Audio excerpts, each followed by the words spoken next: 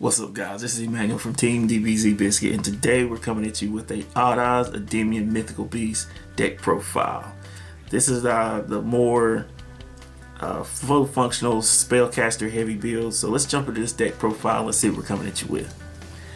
To start things off, we're running 3 of the Odd Eyes. Our Pendulum Dragon. This is the main Odd Eyes that you want to get to your hand as fast as possible. This is the guy that really helps the deck do what it wants to do, be able to special summon your Odd Eyes whenever one of your Odd Eyes is destroyed and then pin scale on the field. Very, very helpful.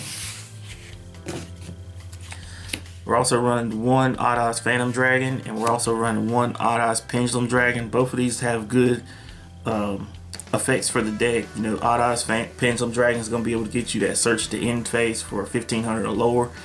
Very useful by blowing itself up. Also, too, just being a big beater. Odd Eyes Phantom Dragon is going to be very useful for being able to get that extra burn damage for however many Odd Eyes you have in your pin scale. Also, too, to be able to give you, when he's in the pin scale, to be able to give a 1200 attack point boost for any of your monsters would be very useful too.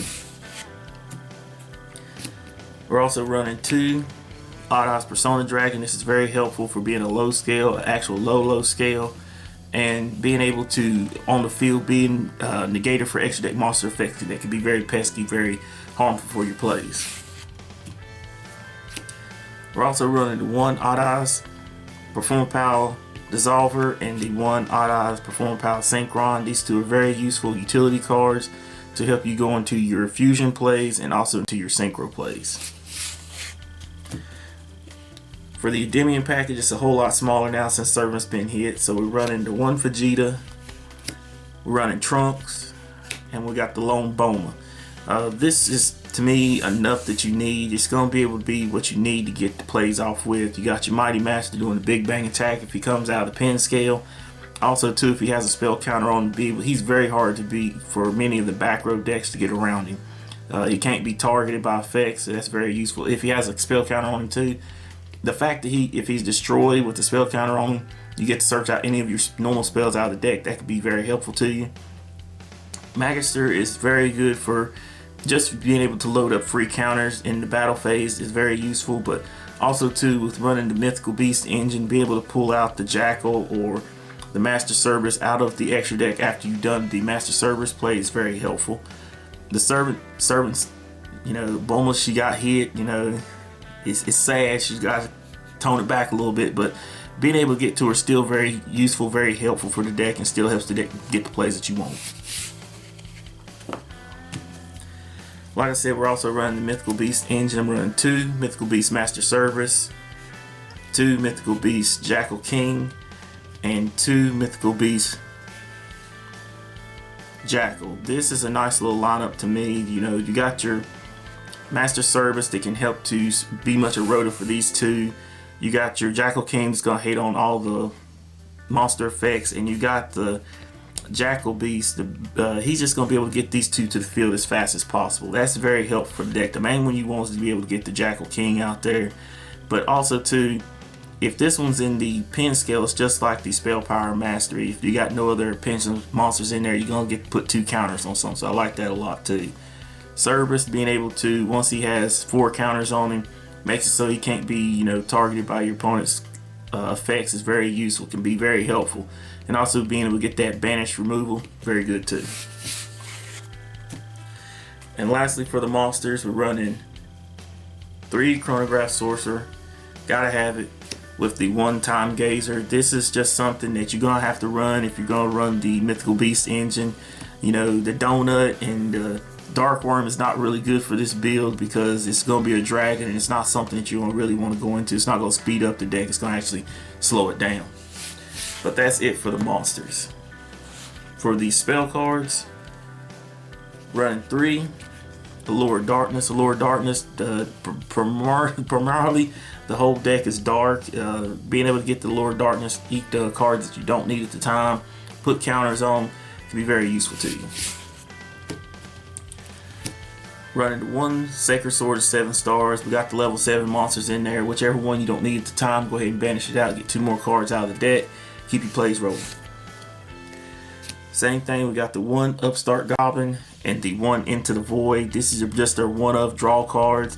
Just be sure that whenever you do activate this, get all your cards out of your hand no matter what. That way you don't have to send extra cards to the graveyard. We're also running 3 Spiral Flame Strike. Spiral Flame Strike is a very good rotor for this deck. To be able to get any of your level 7 odd odds monsters straight from the deck is very useful. Also too, being able to, if you have odd odds on the field that you can control, blow up a card, this could be a pesky card, is very helpful too. Especially since we don't have Electromite adding a card that we want right back out of the extra deck. Don't forget that you can use this card to get your odd odds back out of the extra deck, your level 7 odd odds back out of the extra deck, and keep your hand advantage and keep more plays going. We're also running 2 Summoner's Arc. Summoner's Arc is just good for getting that Arc Pendulum as fast as possible. I like running this to be able to get to the Arc Pendulum and then use the other cards to be able to facilitate other plays. Speaking of that, running the 1 Duelist Alliance. Duelist Alliance is going to be able to get that Arc Pendulum, also the original odd odds to the hand as fast as possible. I only run 1 of this because it's a once per turn. I don't like seeing multiple copies. Speaking of seeing multiple copies, I like seeing multiple copies of Spell Power Mastery. It can be a brick because it's only activated once per turn, but the plus for this versus the minus is so... It's too good to just run it 1. You have to run this. You want to see it as fast as possible because you won't be able to get to that servant. Also running the Terraforming, 2 Sky Iris, and 1 Magical Citadel. This is a nice little lineup, especially the way the have to go spellcaster heavy. Being able to load up many spell counters onto the Magical Citadel is very helpful for, you know, getting plays going the way you want to. Sky Iris is just going, we got to make sure we protect the pen scales. We got to make sure we can get the pop and get the extra searches that we need, especially since we don't have Electromite now. So this is a nice little package right now for field spells. And that's it for the main deck. For the extra deck, run 1 Perform Power Gatling Ghoul, the 1 Star Venom Fusion Dragon, and 2 Odd Odds Art. 2 Odd Odds Vortex Dragon. These are a nice little fusion lineup in my opinion. Perform Power Gatling Ghoul to be able to make sure you get that massive damage on your opponent.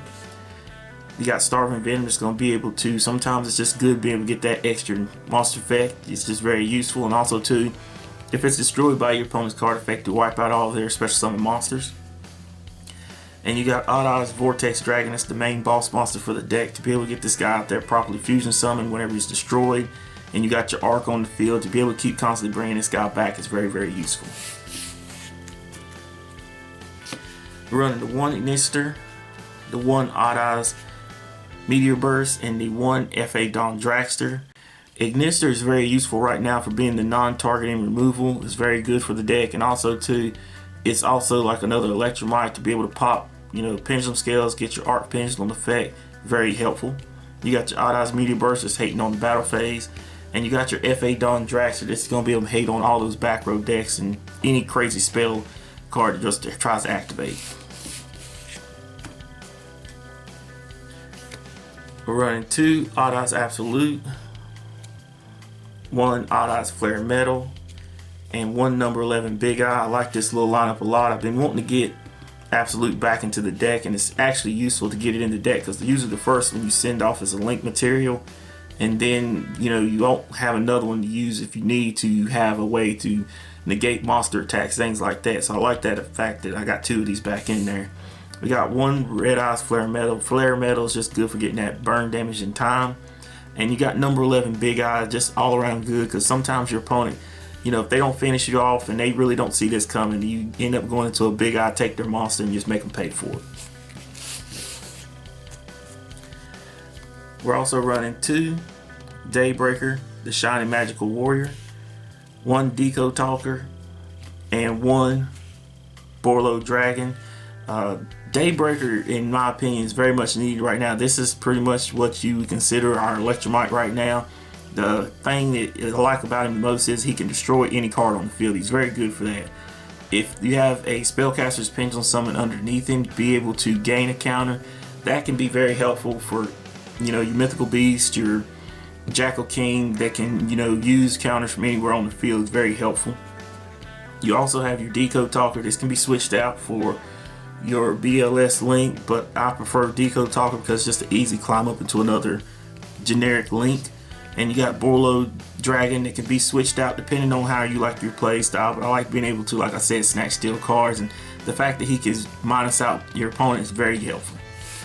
But that's it for the deck profile, guys. Leave a comment in the comment section below. Let us know what you think of the deck. Also, let us know what you think about Odd Eyes right now in the state that it's in.